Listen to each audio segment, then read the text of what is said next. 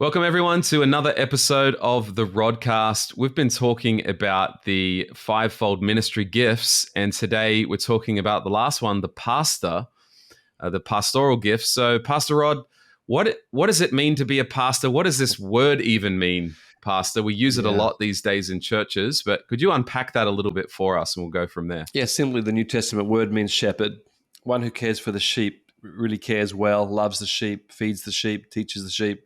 Whatever, it's a shepherd. And I think we need to always remember this word because it's a beautiful picture, isn't it? Jesus said, in John 10:10, I am the good shepherd. The good shepherd gives his life for the sheep. So Jesus is the ultimate picture of a pastor, of a shepherd. And I've had the great joy when I was a little boy to go to my cousin's sheep farm in Australia every year in September when there were baby lambs, and just watch the care of a farmer or a shepherd.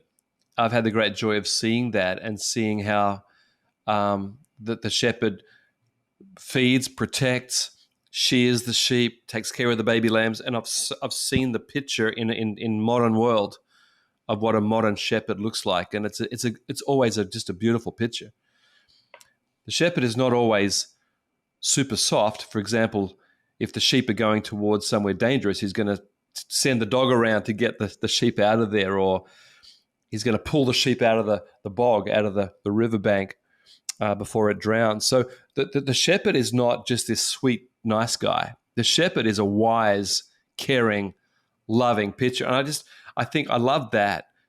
So the picture of a shepherd is a good shepherd, lays down his life, is strong, is hardy, is emotionally tough, is this person character, but he's there for the sheep.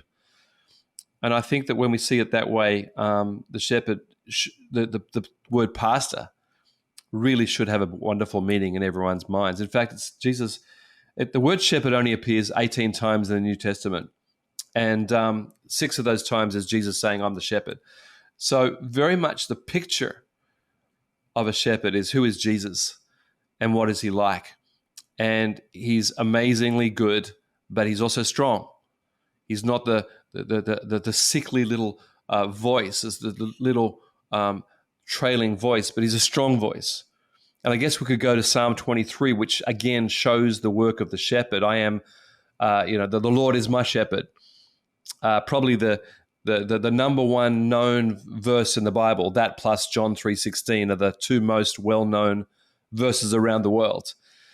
Psalm 23, the Lord is my shepherd. He cares and he gives. And anyway, so I think that once we have that picture of a strong personality that cares and loves and warns and prevents the wolves, and it's a whole rounded picture of what a pastor is. And once I've said that, I think the word pastor is used in our world of all these 5 gifts we've been reading in Ephesians 4, like apostle, prophet, evangelist, teacher, pastor. I think that the word pastor has superseded all 5, but I think that there are 5 different types of pastor, just as like there's different temperaments of people.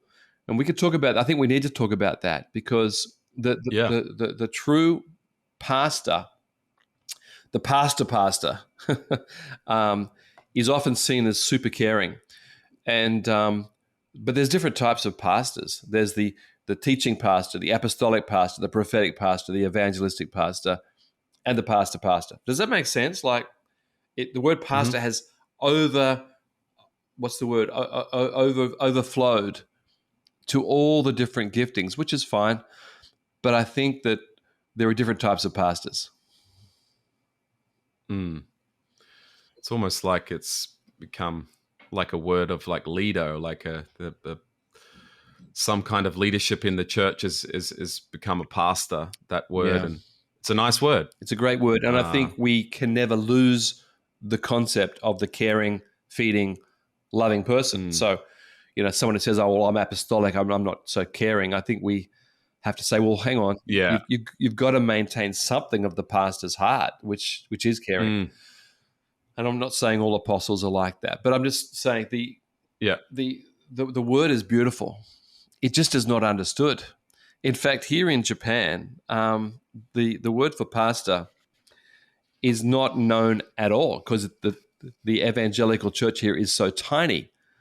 Only 0.2% of people go to a church like ours or a Bible-believing church. 0.2%. So majority of Japanese, if you say, the word is bokushi, I'm a bokushi, they go, huh?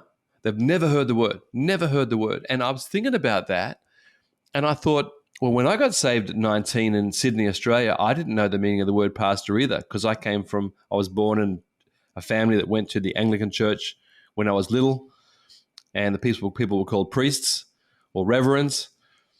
I never heard the word pastor either, really. And you might think, well, you must have heard it somewhere. I think probably in a movie but when I was close to becoming a Christian and I first went to a church, I didn't know that word.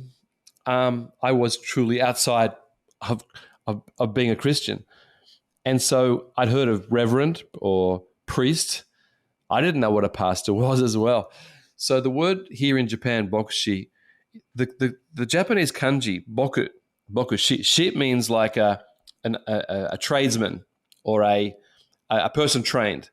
Boku means the one with the cattle. So it's even lost the concept of the one with the sheep in Japanese or Chinese kanji. It's sort of a strange word here in Asia, probably even stranger than in Australia or America. And so the word is so unusual here in Japan that when our very first convert, his name's Yuya, we love Yuya, became a believer. But when I first met him, he said to me, hello, what's your name? I said, my name's Rod. He said, what do you do? What's your job? And I said, I'm a pastor in English, because he was speaking to me in English. A pastor. He said, okay, great, thank you. And it was only like a few months later he got saved. And he came back and he said, now I understand that what as a pastor. I thought when you said you were a pastor, like you were a noodle. You were like, the Italian pasta, the stringy, And he was still polite and nice about it, even though you just said something mental. I think it's a great picture of the complexity of this word around the world, which doesn't bother me. I mean, I'm a pastor, but in Japan, the word that people use for pastor is sensei, which we've all heard this from Karate Kid, right? Right. Yes, sensei. Japanese teacher. The word sensei means teacher. And so in Japan, I'm called Rod Sensei or Rodo Sensei, teacher Rod. I'm not called Bokushi Rod. No one uses that word. It's so rare. No one knows it. No one knows how to write it. So they use the word sensei. And so when I come back to Japan and I have to put on the card, the customs card, what is your occupation? I always put teacher, because when I put pastor, I always get pulled aside to explain what this word is. But because I'm teacher Rod, sensei Rod, I can put teacher. But it does show the complexity of this word in different cultures, and people coming out of different cultures might call me a priest or a father or they don't know the word pastor. And I know we're getting into a sort of little weeds here, but I think it's interesting how much this word is misunderstood in many cultures of the world. In fact, when I was dating Viv, and when I was, I wasn't even a pastor in Australia. I wasn't ordained. I was a salesman. But because I was a strong Christian, her friend was getting married. They asked me to do the engagement vows. Like she was from a Greek background. He was from a Fijian background. And they asked me to do the pastoral or the priest's prayer. So here's this big, lavish event, beautiful food. And they called me up and they called me Father. I was a salesman. They called me Father Rod. Would you come and pray the blessing on the engaged couple? And I also laughed because I was just at the party. I was dancing with Viv, and I didn't even know if the father was supposed to be single or, it was just. But I got up there and prayed for blessing, and they said, "Thank you, Father Rod." And I could have made a big deal. I'm not a father, but it wasn't. It wasn't the moment. And so people around the world have said to me, "What is a pastor?" And I think the answer is we're people who lead churches. That's your word, leaders in the church who care for the people. I don't know. There was a lot of sort of thoughts in there. It's all around the complexity of this word, pastor. So when we get to Ephesians 4, it talks about the 5. It probably describes better what is this role. But I don't care what you call me. Just don't call me late for dinner. Sorry, that's an old dad joke. What do you think about all that? Is that an issue in Hong Kong? Well, the word in Cantonese is moxie, which is quite close to boxy. Yeah. I'm sure there's some same characters in there, and we do use it here. Right. But the culture is very different than Japan, obviously. And even for me, pastor was a loaded word. Coming into Lifehouse, it can mean many different things to people. I've also had people come to church and say, "Oh, you're not like my vicar back home," like, all right, whatever you want to call me, like, that's fine. They've got their words, and but yeah, I mean, for me personally, when as I got more into my Bible and seeing what does a pastor actually do, and this word shepherd, and those verses that talk about like taking care of the flock and doing it willingly, things like that. I thought this is, honestly, I think there's some elements of even parenting that are there, like what you're describing. Like you can't, like there's this relationship. I'm not saying that pastors are the parents of people in our church, like, but I think there's a relationship. There is moments where there is real conversations, and if maybe some correction, there's love. Like you said, they called you father. I think there is a part of that too. And I think as I looked into more of that and what a shepherd really is, and Jesus being the ultimate model of that, that made it become attractive to me, and some of my previous ideas kind of melted away. The things that made me actually not want to be a pastor, because I kind of feel like I was dragged into that role kicking and screaming. Like I didn't want to be a pastor, but there was a part of me that was seeing what you were doing and was wanting exactly to do that. But the word was loaded, and so I had to process all of that in my own journey, and a lot of that was through seeing models like you and others, and then also seeing, God speaking to me through Scripture about what a shepherd actually looks like. I thought that was wonderful. The scripture that you referred to is 1 Peter 5:2. It says, "Shepherd." This is Simon Peter, who betrayed Jesus, came back, became the leader of the early church. "Shepherd the flock of God, which is among you, serving as overseers, not by compulsion, but willingly, not for dishonest gain, but eagerly." So Peter is saying, if you're going to be a pastor, do it with your heart. Just love it. Love the people, love God, love what you do. And I think that's what you're saying. When you realized, oh, that's a pastor, it did change the picture. Well, the same thing for me as a little boy going to a more formal church in Australia where people wore very, colorful robes, and there's all sorts of things. I never understood any of that. And then I wasn't going to church for all my life until I became a Christian. Well, anyway, let's leave it at that. And then I went to the church and people were wearing suits. The church I actually did become a believer. And now we wear T-shirts. And I think the picture is really important. It's not what you wear, it's what you do, right? It's really important. We're not making any comment about clothes that people wear, but for us, we're trying to attract a young crowd in in Tokyo or Hong Kong. A few weeks ago, I was in one of our campuses here in Southwest Tokyo, which is doing well. And they just had 5 new boys, young men, come in from university to hear about Jesus for the very first time. And they were sitting after the church, they were sitting in a small group discussing what happened in the service, which was really positive and good. But I could hear them saying about how we were dressed very informally. And they had to explain, yes, in church, we don't care about the clothes, we care about the heart. But I was just interested to hear they obviously had image of something. Even young men in Japan who had never been to church in their life, not one of them, still probably from movies or something, had this picture of what a pastor was because of the clothes. And the conversation was, it's not about the clothes, it's about the heart. And I thought, yeah, that's so true. But I don't care what clothes people wear in certain parts of the world. They wear very ornate clothes, and I think, great, enjoy that. But it's what this scripture is saying, 1 Peter 5:2. You know, when you do it willingly, not about money, love the people, and you'll be very, very fulfilled. And that's what I want to do with my life, yeah?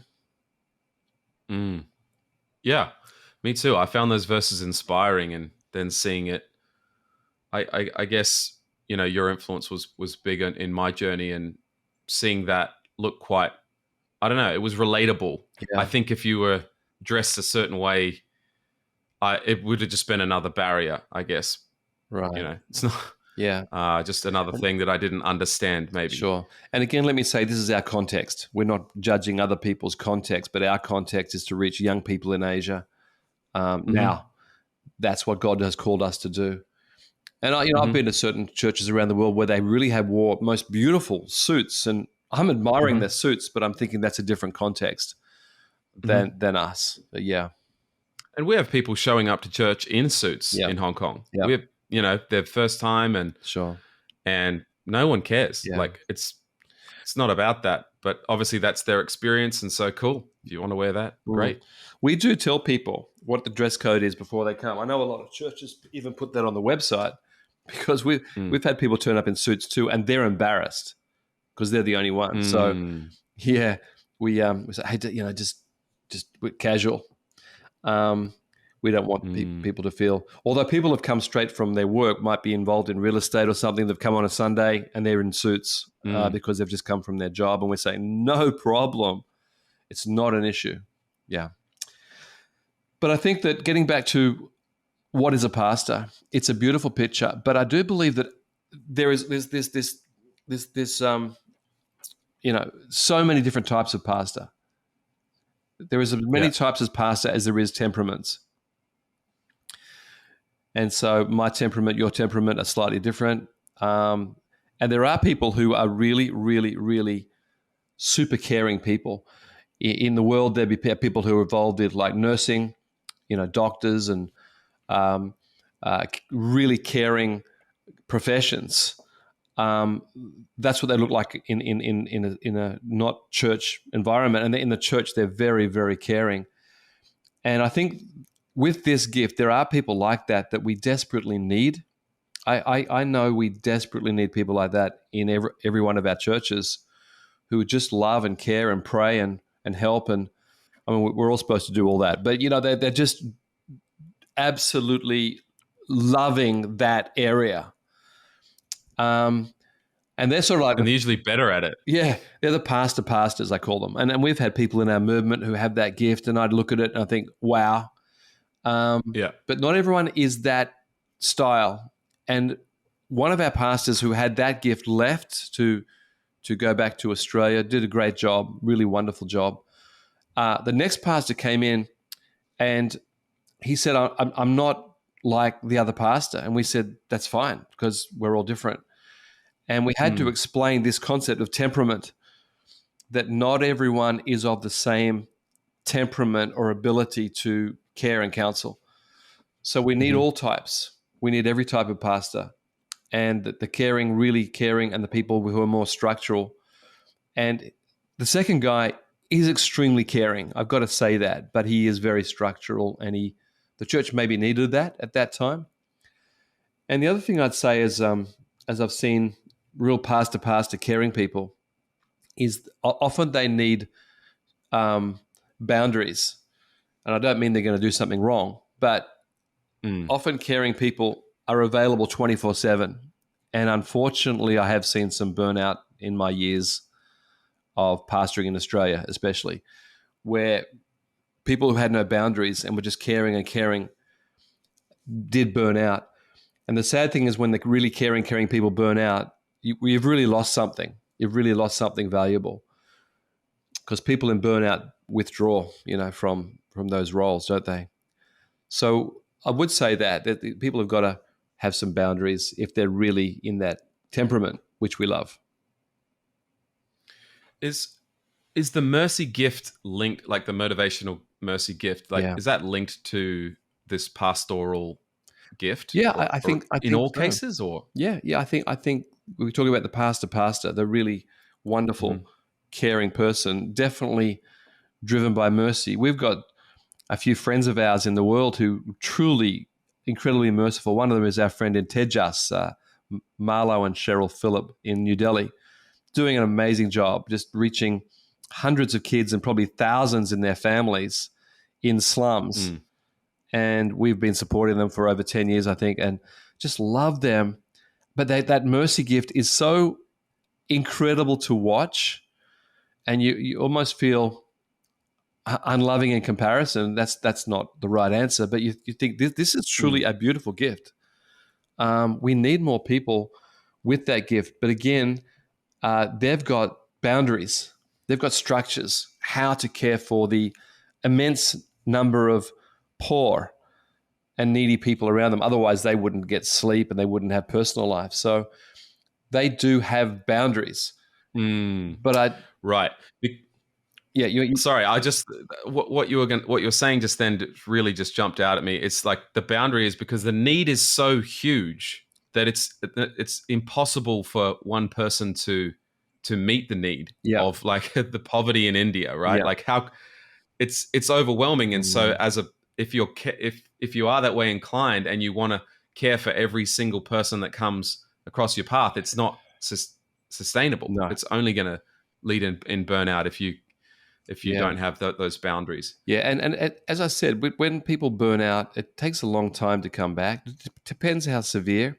So boundaries, in their case, means that they've got to maintain a normal family life. They've got to maintain normal sleeping habits and eating habits and health habits to be able to help more.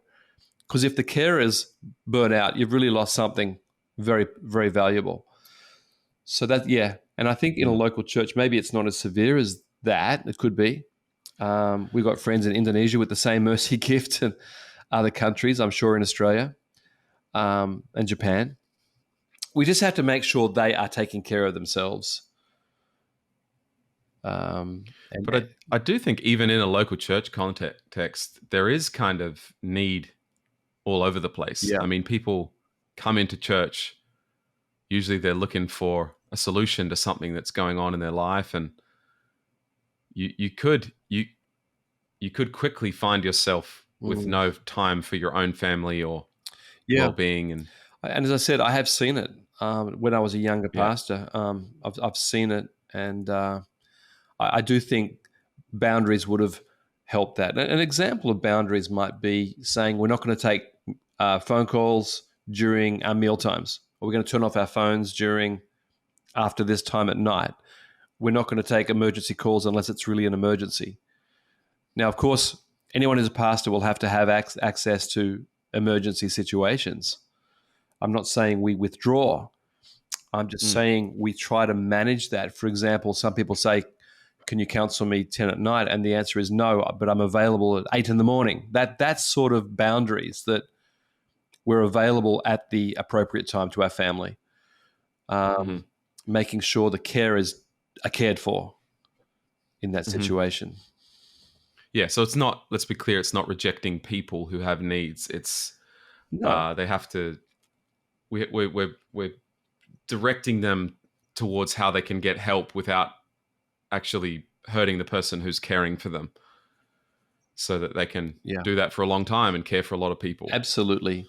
I mean, one of the greatest caring people I know is in Sydney. He's been a pastor, I think, about 40 years there in that one church, and he's now in his 70s, the most loved person in the whole church, he and his wife, and they're in and out of hospital themselves, and so they're getting on, but they are so passionate to help people. But again, there's boundaries. Just you just got to take care of yourself before you can take care of others. I don't mean that selfishly, but life is long, and we have to make sure we're maintaining good habits.